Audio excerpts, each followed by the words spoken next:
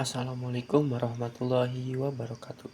Perkenalkan, nama saya Muhammad Darobi dengan NIM 0563555605 dari program studi jurusan Sistem Informasi Universitas Terbuka UPBJJ Bogor.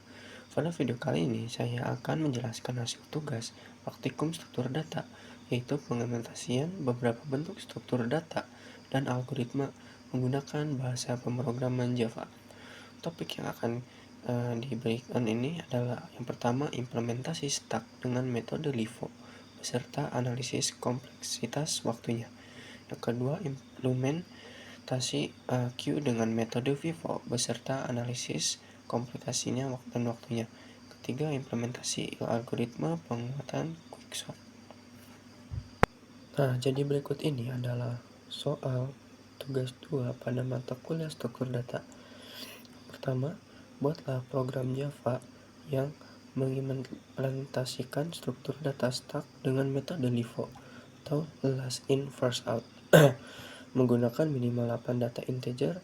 Tampilkan proses push dan pop serta isi stack sebelum dan sesudah proses pop. Kemudian jelaskan cara kerja konsep LIFO dan analisis kompleksitas waktu operasinya. Yang kedua, buatlah program Java yang mengimplementasikan struktur data queue dengan metode VIVO first in first out menggunakan minimal 8 data integer. Tampilan proses enqueue dan dequeue serta isi queue sebelum dan sesudah proses dequeue. Kemudian jelaskan cara kerja konsep VIVO dan analisis kompleksitas waktu operasinya. Yang ketiga, buatlah program Java yang mengurutkan minimal 8 data integer menggunakan metode quicksort. Tampilan data sebelum dan sesudah diurutkan, serta jelaskan secara singkat cara kerja algoritma quicksort.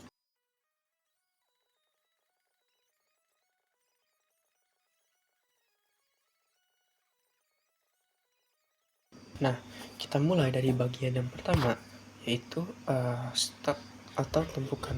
Secara teori, stack adalah struktur data linear yang menggunakan prinsip LIFO, singkatan dari last in first out. Artinya, yang terakhir kali dimasukkan akan menjadi data yang pertama kali dikeluarkan. Analoginya persis seperti tumpukan piring di dapur atau saat kita memasukkan buku ke dalam tas.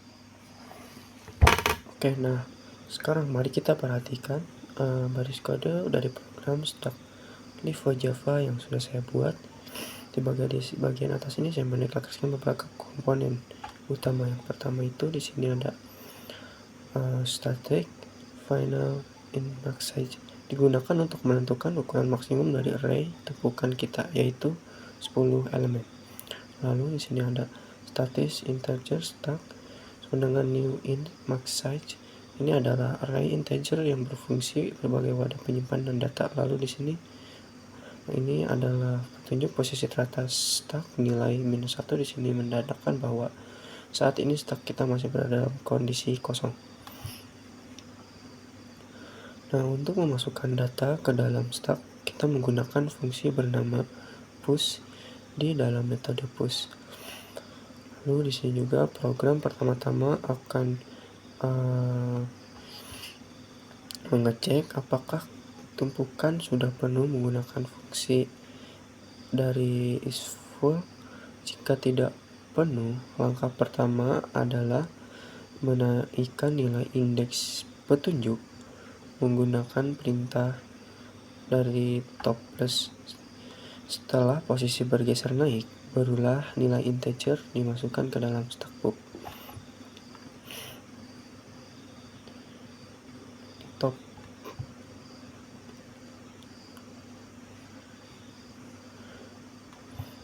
Nah, lalu sebaliknya, untuk mengeluarkan data digunakan operasi bernama pop. Pada metode pop, kita memvalidasi terlebih dahulu apakah stack kosong lewat fungsinya isi peti. Jika aman, data yang berada di posisi paling atas itu diambil melalui perintah dari ini int data stack pop. Kemudian posisi petunjuk kita turunkan menggunakan top. Disinilah letak efisiensi kita cukup mengubah posisi pointer topnya saja. Nah, sekarang kita akan mencoba run.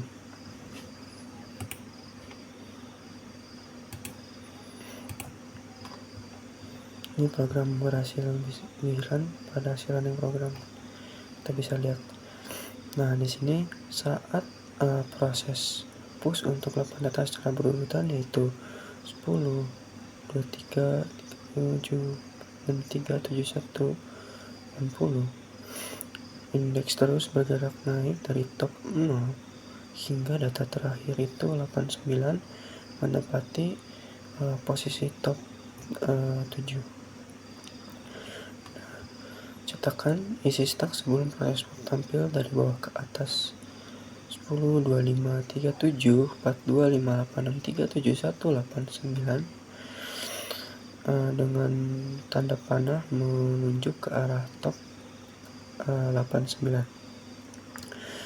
Lalu kemudian saat dilakukan 4 kali operasi pop ke pertama mengeluarkan angka 89, posisi top turun jadi 6. Lalu pop kedua mengeluarkan angka 71, posisi top turun menjadi 5. Dan pop ketiga mengeluarkan angka 63, posisi top turun jadi 4.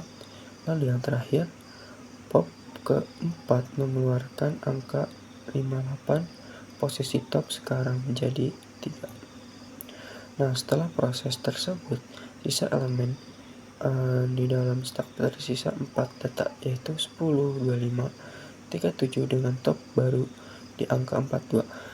Hasil ringkasan ini membuktikan secara nyata kesimpulan metode LIFO.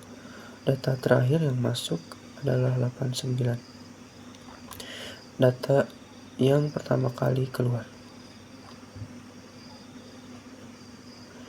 Nah, secara analisis kompleksitas waktu operasi inti push dan pop pada kode ini bernilai 0,1 atau waktu konstan. Mengapa? Jadi karena program langsung mengakses data pada indeks top secara spesifik tanpa membutuhkan perulangan atau iterasi sama sekali. Nah, untuk selanjutnya kita masuk ke bagian kedua, yaitu struktur data queue atau antrian berbeda. Dengan stack queue bekerja menggunakan prinsip FIFO, singkatan dari first in first out. Elemen yang pertama kali masuk akan menjadi elemen yang pertama kali keluar. Nah, analogi yang paling mudah untuk dipahami adalah antrian di kasir supermarket atau loket bank ataupun apapun itu. Nah, yang kedua di sini mari kita bedah kodenya, karena queue beroperasi pada dua ujung yang berbeda, yaitu elemen masuk dari belakang dan keluar dari depan, maka kita menggunakan dua variabel. Dan di sini saya mendeklarasikan started in front -1 untuk menandai posisi elemen terdepan, lalu yang ini untuk menandai posisi elemen terbelakang. Keduanya kita inisialisasi awal dengan nilai -1 yang berarti antrian masih kosong.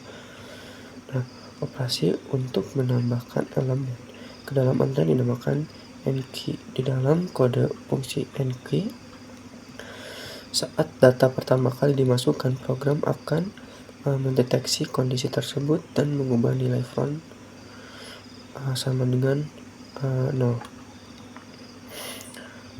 Lalu untuk data-data selanjutnya, data akan selalu ditambahkan ke posisi belakang dengan cara menaikkan nilai indeks rar, ini rar plus, kemudian menyimpannya ke dalam queue rar.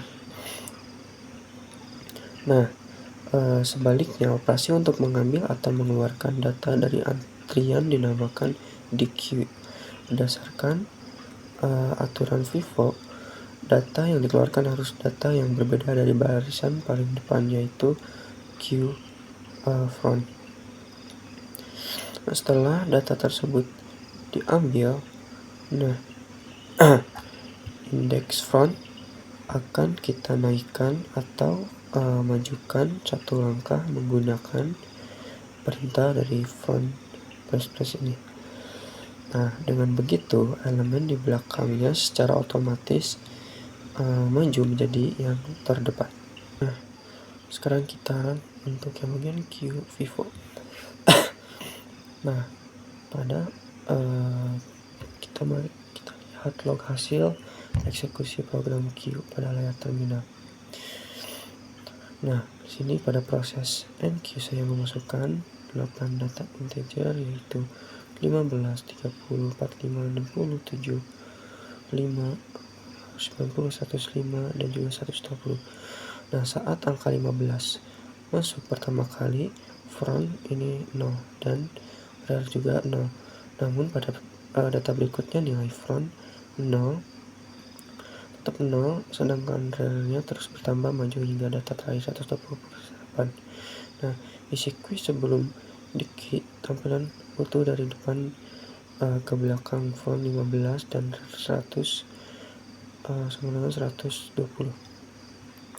Kemudian kita eksekusi 4 kali operasi di Q. Pertama mengeluarkan data terdepan yaitu 15, indeks front maju jadi 1.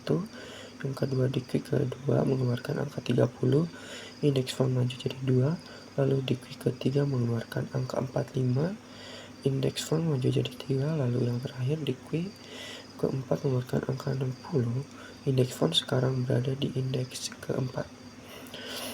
Nah, lalu sisa elemen di dalam Q setelah di Q adalah 4 data, yaitu 75, 90, 105, 120 dengan nilai front yang baru berubah menjadi 75.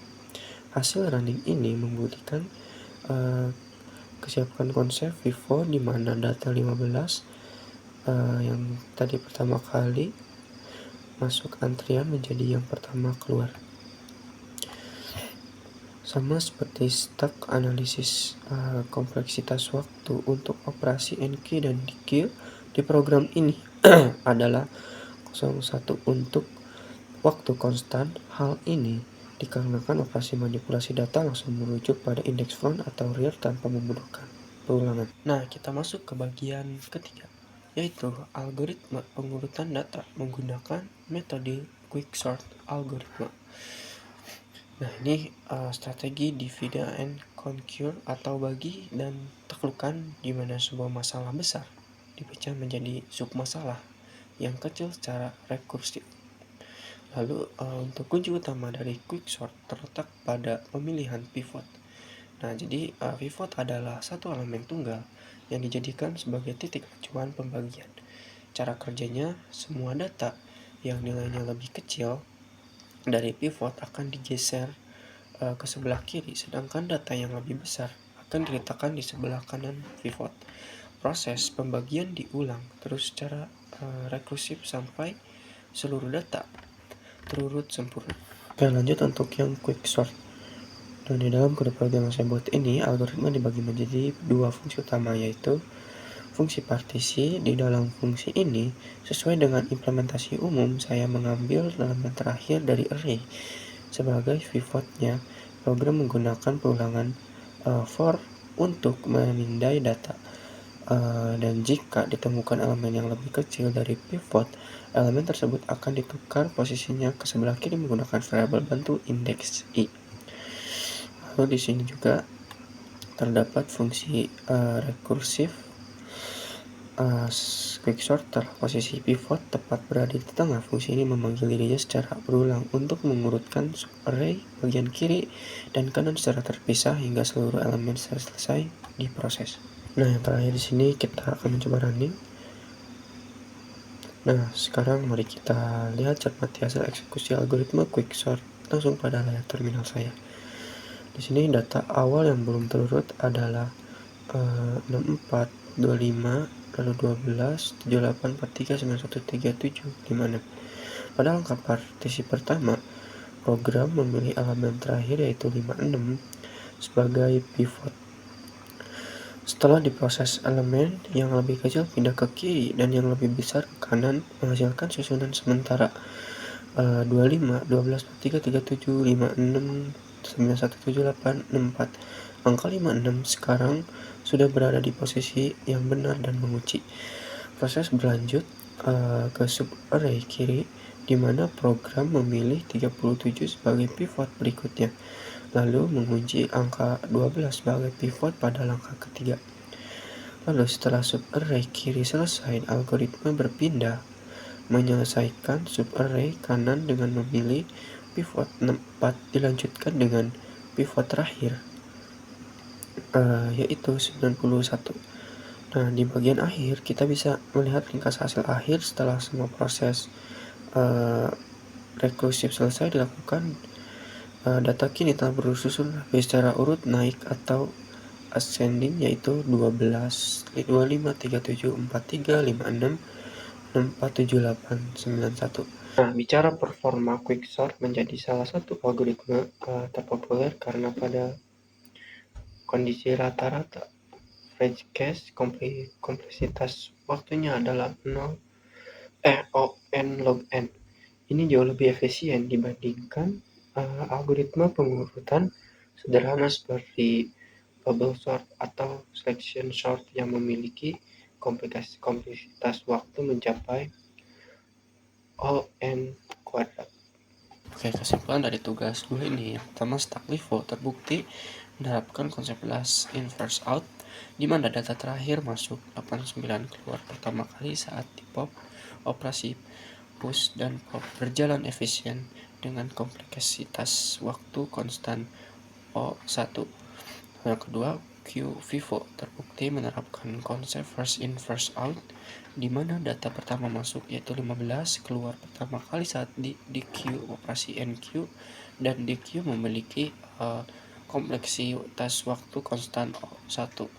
Terakhir, quicksort berhasil mengurutkan data acak secara ascending urut naik menggunakan metode divide atau conqueue dengan kompleksitas waktu rata-rata sebesar 0 n log n, yang jauh lebih cepat daripada algoritma pengurutan sederhana. Demikian pengerjaan dan penjelasan tugas 2 praktikum struktur data dari saya.